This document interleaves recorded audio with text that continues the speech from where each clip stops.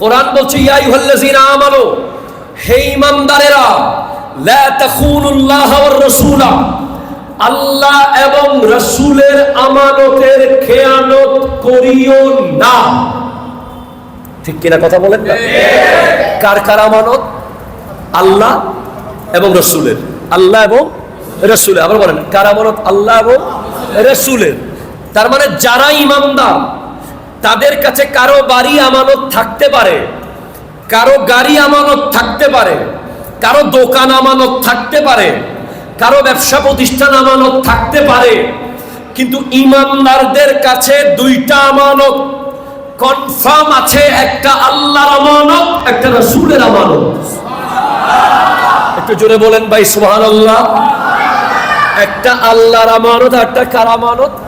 রাসূলের আমানত। তাহলে যিনি ঈমানদার উনি অবশ্যই আল্লাহ এবং রাসূলের আমানতের খেয়ানত করতে পারবে না।